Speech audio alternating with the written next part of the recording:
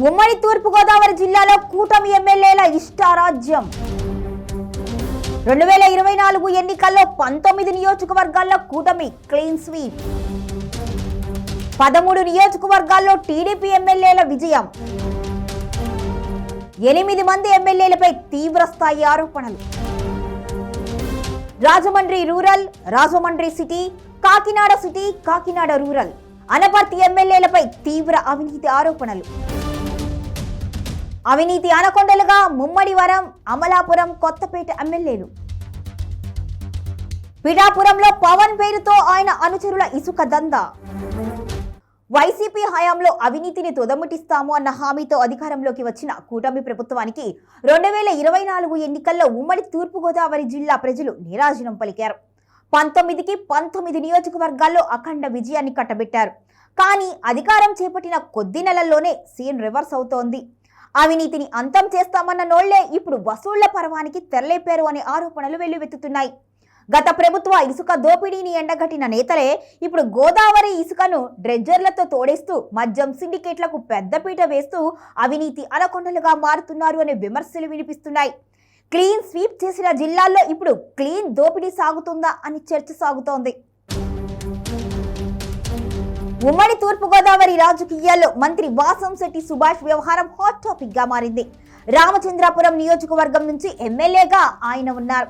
ఒకవైపు సీఎం చంద్రబాబు నాయుడు అవినీతి రహిత పాలన అంటుంటే తన నియోజకవర్గంలో ఇసుక అక్రమ రవాణా బదిలీల్లో జోక్యం చేసుకుంటున్నారు అంటూ మంత్రిపై సొంత పార్టీ నుంచే ఫిర్యాదులు వెళ్లాయి. ఇక సీఎం మందలించిన తీరు మారడం లేదు అని సాక్షాత్తు అధికార వర్గాలే గుసగుసలాడుతున్నాయి. మంత్రి హోదాలో ఉండి ఇసుక మాఫియాను కట్టడి చేయాల్సింది పోయి ప్రోత్సహిస్తున్నారు అనే విమర్శలు వాసంశెట్టి సుభాష్ పై ఉన్నాయి. ఉమ్మడి తూర్పు గోదావరి జిల్లాలోనే కాదు, రాజకీయాల్లో ముఖ్యంగా టీడీపీలో చంద్రబాబు కంటే సీనియర్ మోస్ట్ నేత గోరంట్ల బుచ్చయ్య చౌదరి ఆయన రాజమహేంద్రవరం రూరల్ ఎమ్మెల్యేగా ఉన్నారు.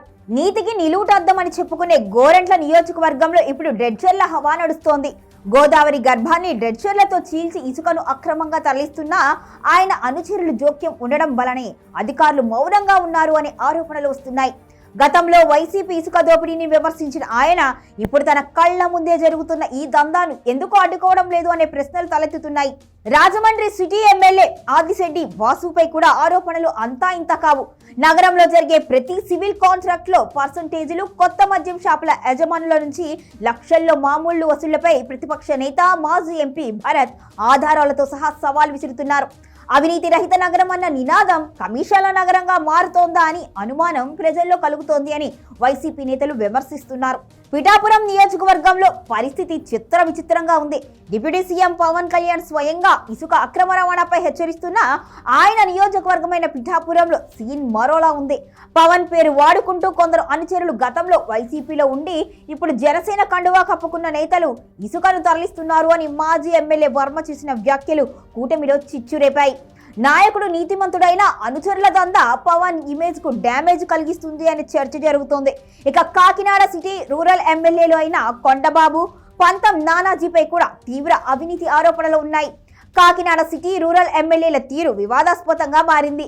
ఇక వనమాడి కొండబాబు ఆక్రమణలకు మద్దతు ఇస్తున్నారు అని, పంతం నానాజీ పోర్టు ప్రాంతంలో మట్టి ఇసుక మాఫియాను ప్రోత్సహిస్తున్నారు అని వైఎస్ఆర్సీపీ ఆరోపిస్తుంది. మా నాయకులు చెబితేనే ఇక్కడ ఏదైనా జరుగుతుంది అన్నట్టుగా అధికారులు కూడా వీరికి సాకిల పడుతున్నారు అనే విమర్శలు వినిపిస్తున్నాయి. అనపర్తి నియోజకవర్గంలో బీజేపీ ఎమ్మెల్యే నల్లిమిల్లి రామకృష్ణారెడ్డికి మాజీ ఎమ్మెల్యేలకు మధ్య అవినీతి యుద్ధం నడుస్తోంది.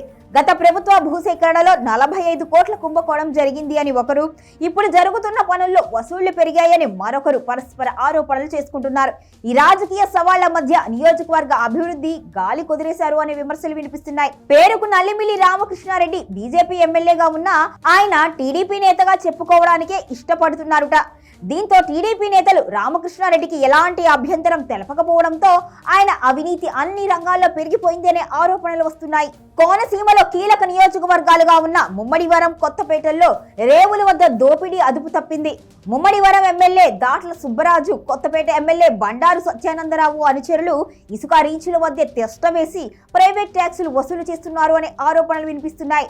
ఇక ట్రాక్టర్లకు లోడింగ్ ఛార్జీల పేరిట సామాన్యుడి జేబుకు చిల్లు పెడుతూ ఎమ్మెల్యేల ఖజానా నింపుకుంటున్నారు అనే ప్రచారం జిల్లా వ్యాప్తంగా కలకలం రేపుతోంది. అమలాపురం ఎమ్మెల్యే ఐతాబత్తుల ఆనందరావుపై కూడా అవినీతి ఆరోపణలే కాకుండా నిధుల మళ్లింపు ఆరోపణలు కూడా వినిపిస్తున్నాయి. దళితుల అభివృద్ధి కోసం కేటాయించిన నిధులు దుర్వినియోగం చేస్తున్నారు అని, మద్యం సిండికేట్ల వెనుక ఆయన హస్తం ఉంది అనే ఆరోపణలు బలంగా వినిపిస్తున్నాయి. ఇక ఉమ్మడి తూర్పుగోదావరి జిల్లాలోని మిగతా నియోజకవర్గాలు చూసుకుంటే కూడా పత్తిపాడు నియోజకవర్గంలో సత్యప్రభ, పెద్దాపురం నియోజకవర్గంలో నిమ్మకాయల చినరాజప్ప, జగ్గంపేట నియోజకవర్గంలో జ్యోతుల నెహ్రూపై కూడా అవినీతి ఆరోపణలు వినిపిస్తున్నాయి. ఈ 3 నియోజకవర్గాల్లో మట్టి గ్రావెల్ వ్యాపారం 3 పువ్వులు 6 కాయలుగా సాగుతోంది. నిమ్మకాయల చినరాజప్ప, జ్యోతుల నెహ్రూ లాంటి సీనియర్ నేతల కనుసన్నల్లోనే ఈ మట్టి దోపిడీ జరుగుతోంది అని ప్రతిపక్షాలు వీడియోలతో సహా బయటపెడుతున్నాయి. సాగునీటి పనుల కాంట్రాక్టులో సత్యప్రభ కమిషన్లు అడుగుతున్నారు అనే ఆరోపణలు పత్తిపాడులో కలకలం రేపుతున్నాయి. మొత్తానికి ఉమ్మడి తూర్పుగోదావరి జిల్లాలో కూటమి ఎమ్మెల్యేల అవినీతి విపరీతంగా పెరిగిపోతుంది అనే ఆరోపణలు వినిపిస్తున్నాయి. అవినీతి రహిత పాలన అందిస్తాము అని పదే పదే చెప్పే సీఎం చంద్రబాబు నాయుడు సొంత పార్టీ ఎమ్మెల్యేల కరప్షన్ ఎందుకు కనిపించట్లేదు, ఎందుకు అడ్డుకోవట్లేదు అనే ప్రశ్నలు వినిపిస్తున్నాయి.